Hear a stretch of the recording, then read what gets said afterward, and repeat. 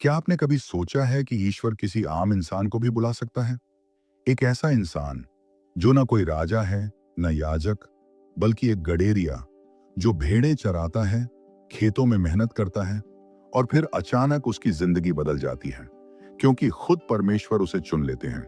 यह कहानी है आमोस की, एक साधारण इंसान जो बन गया ईश्वर का संदेशवाहक। आमोस न किसी नबी का बेटा था, न उसने कभी सोचा था कि वह भविष्यवाणी करेगा। वह तो तेकुआ नाम के एक छोटे से गांव में रहता था, जहां वह भेड़ें चराता था और जंगली अंजीरों के पेड़ की देखभाल करता था। लेकिन एक दिन परमेश्वर की आवाज उसके दिल में गूंज उठी, एक आवाज जो इतनी गहरी थी कि वह उसे अनसुना नहीं कर सका। उसने देखा कि इज़राइल का समाज पाप में डूबा हुआ है। धनवान लोग गरीबों को कुचल रहे हैं, मंदिर में झूठे धार्मिक रीति रिवाज चल रहे हैं और राजा सच्चाई से मुंह मोड़े हुए हैं। और तब परमेश्वर ने आमोस को कहा, जाओ और बोलो, बोलो मेरी तरफ से।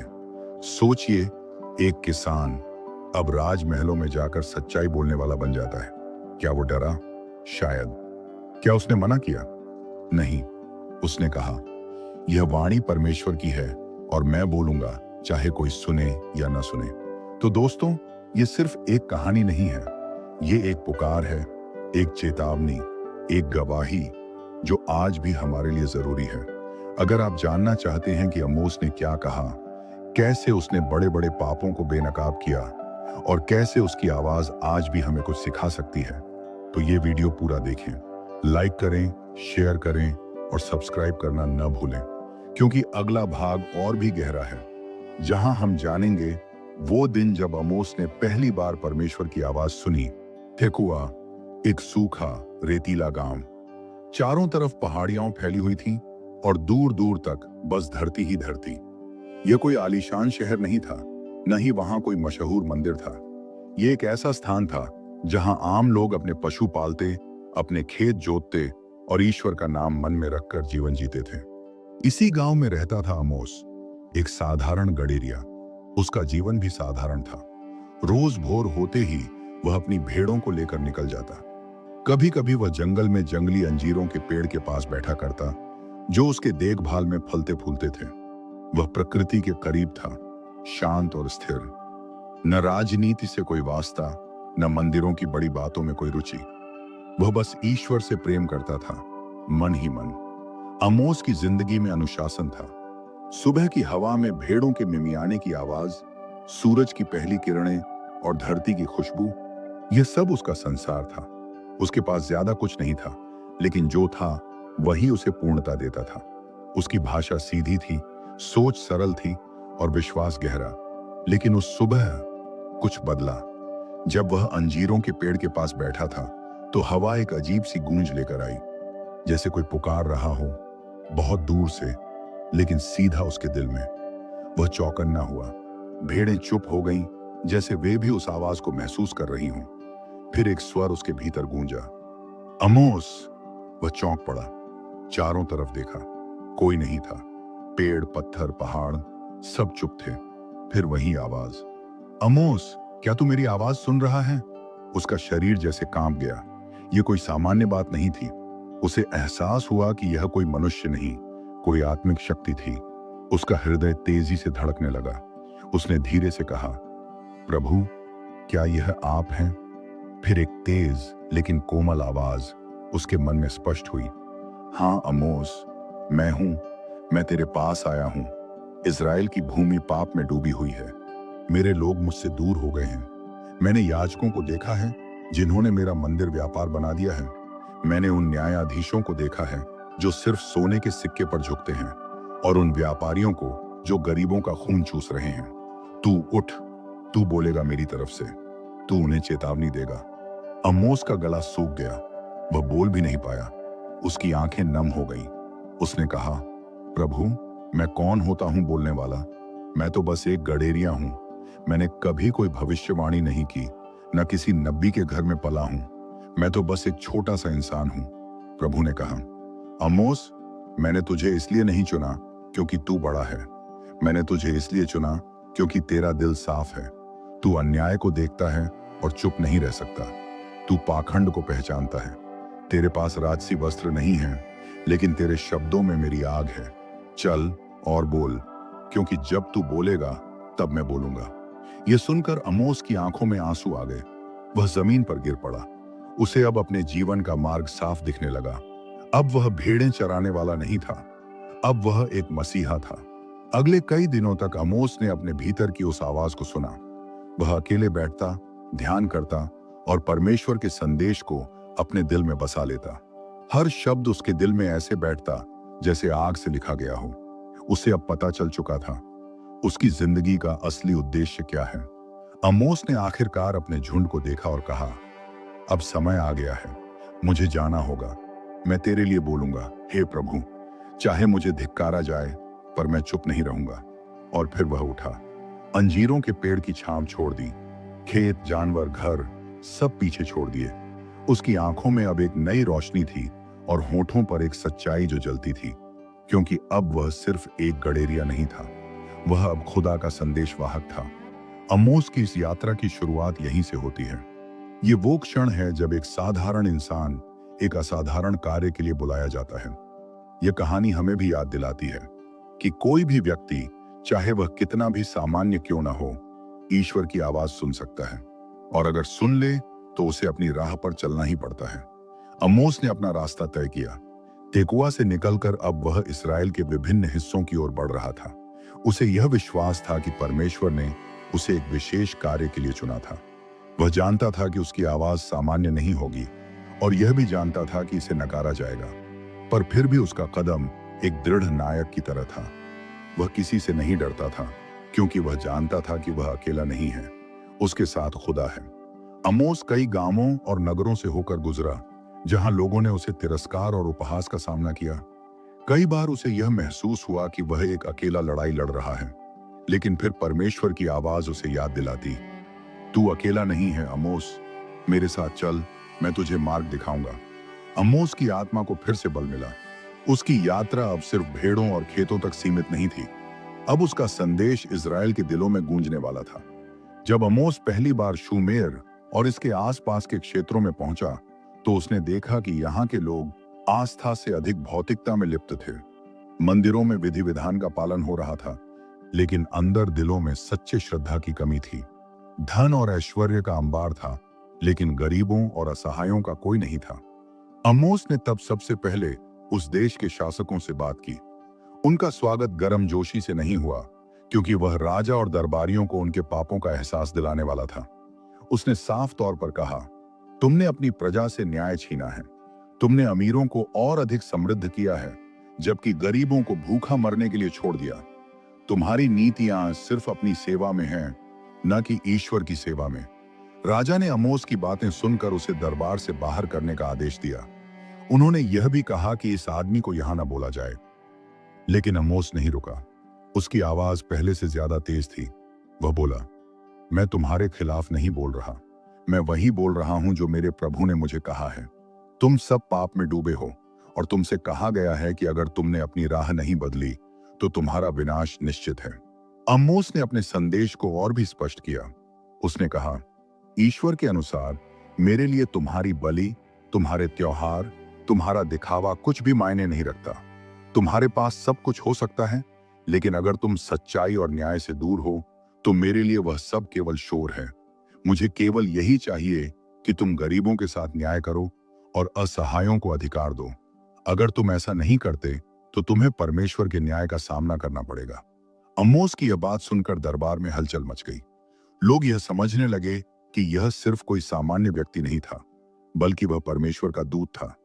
यहां तक कि आम लोग भी उसकी बातें सुनने के लिए इकट्ठा होने लगे।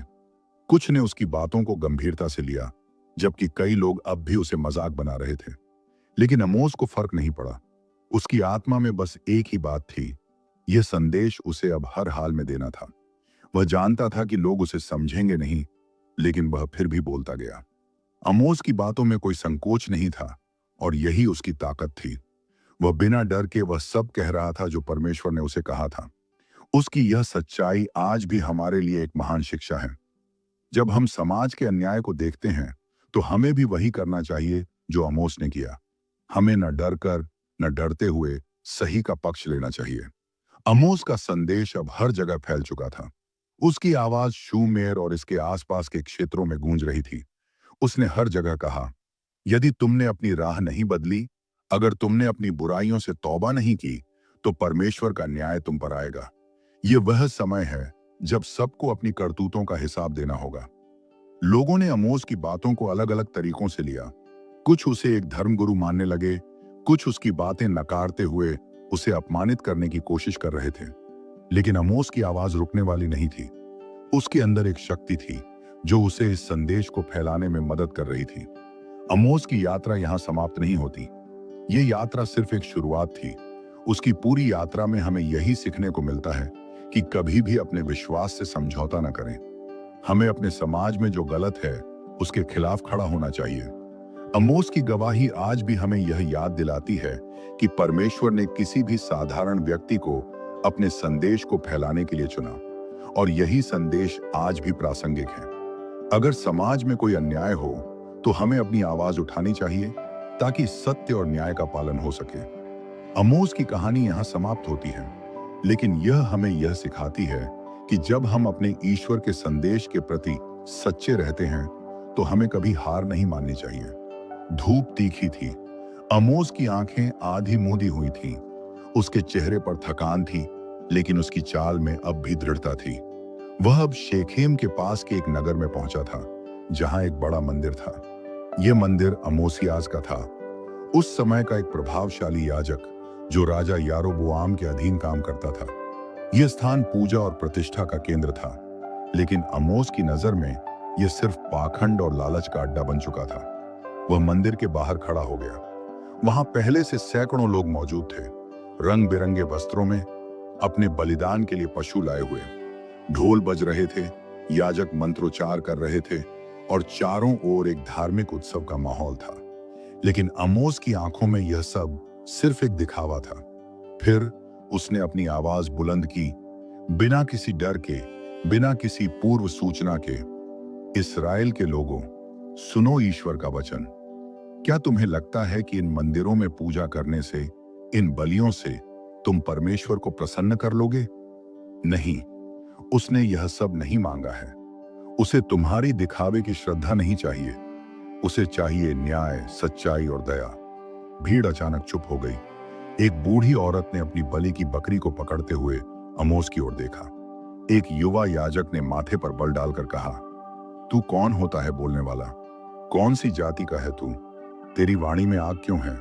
अमोस ने कहा, मैं कोई याजक नहीं, न कोई भविष्य दृष्टा की संतान हूं। मैं एक गडेरिया हूं, अंजीरों का रखवाला हूं। लेकिन परमेश्वर ने मुझे बुलाया, इसलिए मैं आया हूं। यह ना समझो कि मैं अपनी ओर से बोलता हूं। यह वाणी उसकी है जो स्वर्ग से देख रहा है।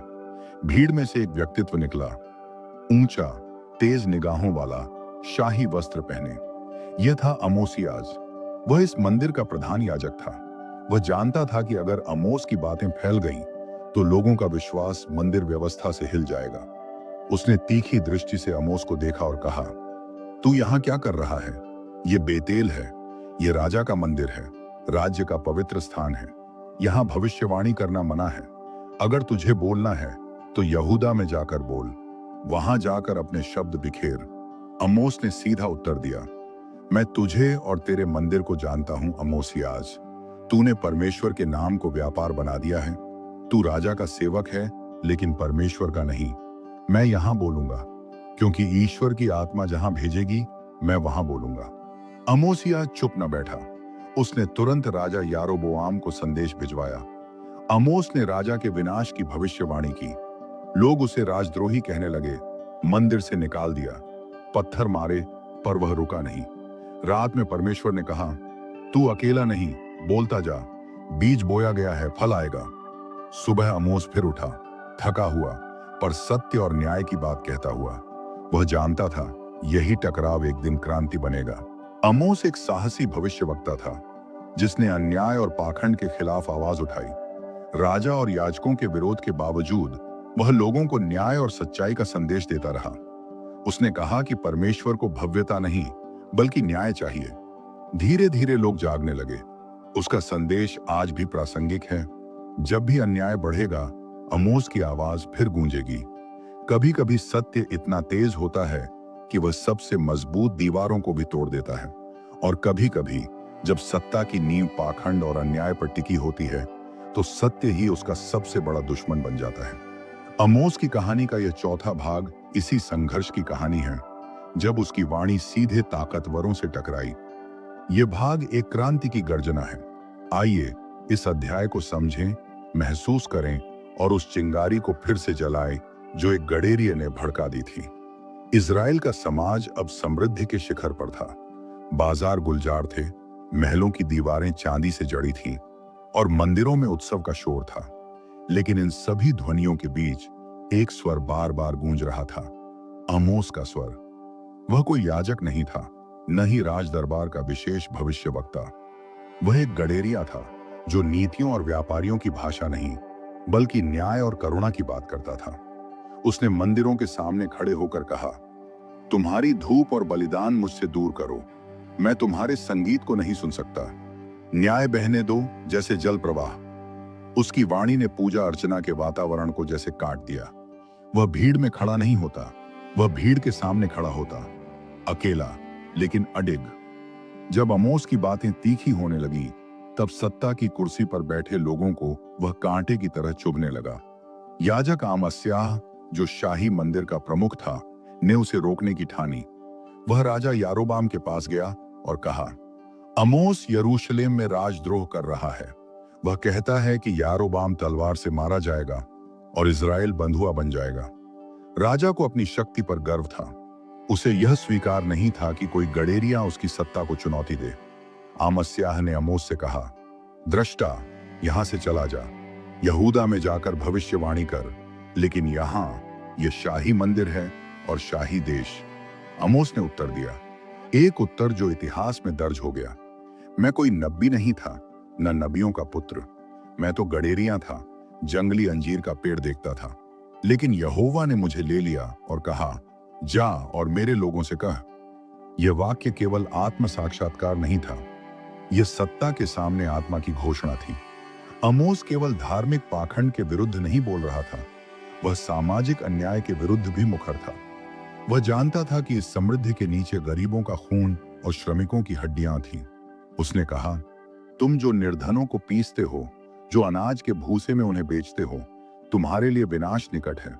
तुम सोचते हो कि तुम्हारे खजाने तुम्हें बचा लेंगे, लेकिन जब न्याय आएगा तो कोई छिप नहीं सकेगा।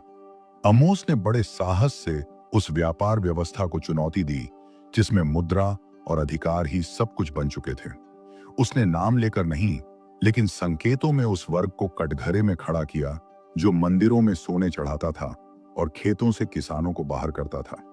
इस भाग में आमोस को 4 प्रमुख दर्शन, विजन हुए जो उसकी भविष्यवाणी के स्वर को और तीव्र कर गए।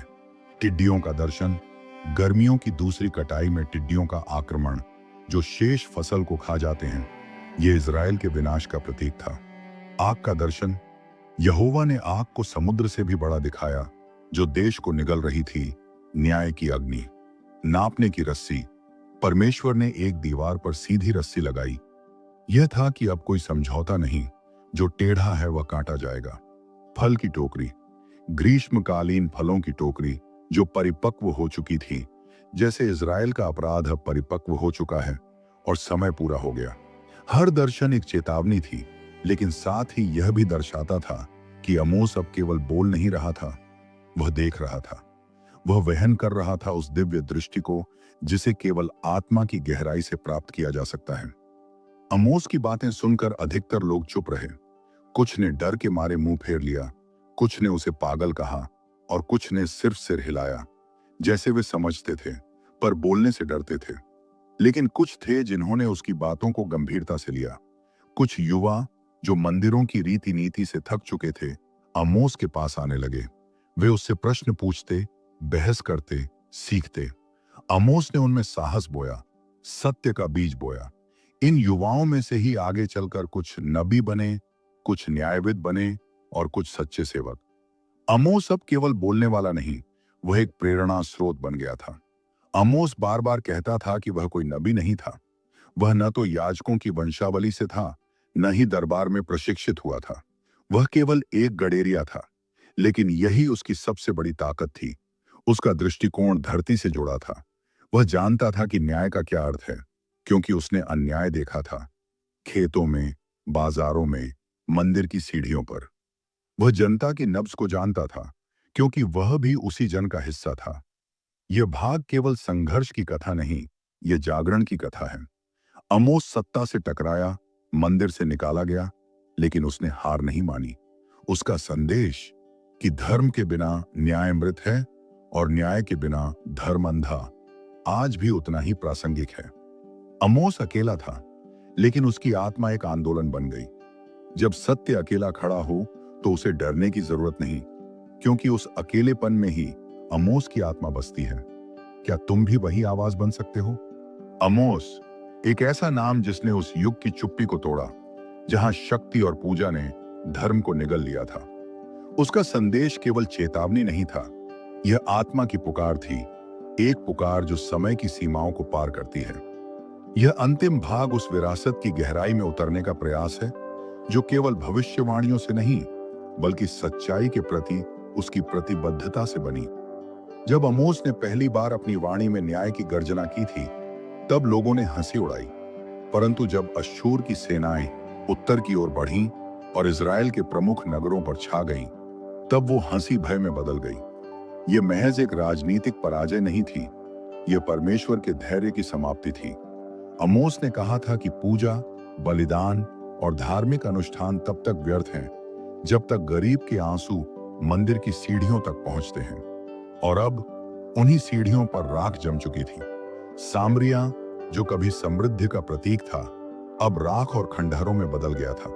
मंदिरों की स्वर्णमयी दीवारें, जो कभी सूरज की किरणों से चमकती थीं, अब युद्ध के धुएं में धुंधली हो चुकी थीं। अमोस की वाणी, जो कभी उपेक्षित रही, अब लोगों के मन में एक भारी सच्चाई बनकर उभर रही थी। शाही दरबार में अमोस की उपस्थिति अब असहनीय बन चुकी थी। उसके शब्द सत्ता के कानों में कांटे की तरह चुभते थे। उसे तकोआ से बुलाया गया, फिर यरूशलेम से बाहर किया गया, फिर कहीं और, लेकिन हर बार वह जहां गया, उसका संदेश उसके साथ गया। कुछ लोक कथाओं के अनुसार अमोस को याजकों ने बंदी बनाया और उसे एक दूरस्थ नगर में निर्वासित कर दिया। वहां भी उसने चुप्पी नहीं साधी। वहां की जनता ने, जो इज़राइल की सत्ता से तंग आ चुकी थी, अमोस की बातों को ध्यान से सुना। यह निर्वासन उसके लिए एक नई शुरुआत बन गया। अब उसका श्रोता वर्ग केवल राज्य के नागरिक नहीं थे, वे थे उन छोटे गांवों के किसान जिन्हें न्याय की भूख थी। निर्वासन के दौरान अमोस ने केवल भविष्यवाणियां नहीं की, उसने लोगों को शिक्षा दी। वह एक शिक्षक बन गया, जो बच्चों और बुजुर्गों को समान रूप से यह सिखाता कि धर्म केवल मंदिर में नहीं होता, बल्कि खेत में, न्याय के कार्यों में और दैनिक जीवन के निर्णयों में होता है। वह लोगों को कहानियों के माध्यम से सिखाता, बकरी के चरवाहे की कहानी, जो झूठे गवाहों के कारण जेल गया, किसान की कथा, जो अपने पड़ोसी की भूमि को बचाने के लिए अदालत गया और जीत गया। ये कहानियां उसके श्रोताओं को केवल ज्ञान नहीं देती थीं, वे उन्हें प्रेरणा देती थीं। अपने अंतिम वर्षों में अम्मोस की वाणी में एक नया स्वर आ गया, करुणा का, आशा का। अब वह केवल चेतावनी नहीं देता था, वह भविष्य में पुनर्निर्माण की बात करता था।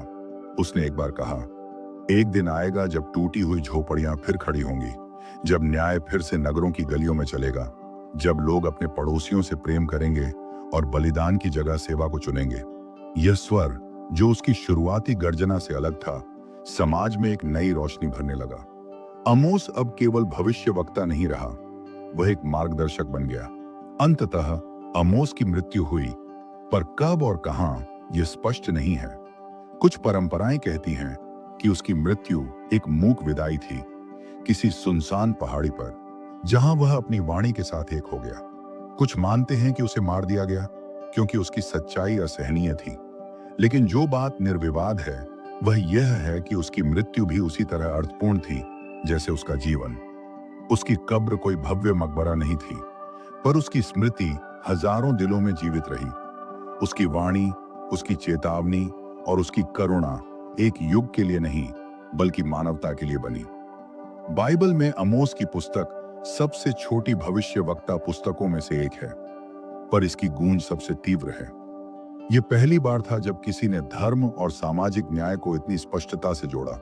उसने कहा, मैं तुम्हारे पर्वों से घृणा करता हूं, मुझे तुम्हारे संगीत नहीं चाहिए, मुझे न्याय चाहिए। यह क्रांति थी। यह किसी साधारण भविष्यवाणी का हिस्सा नहीं थी।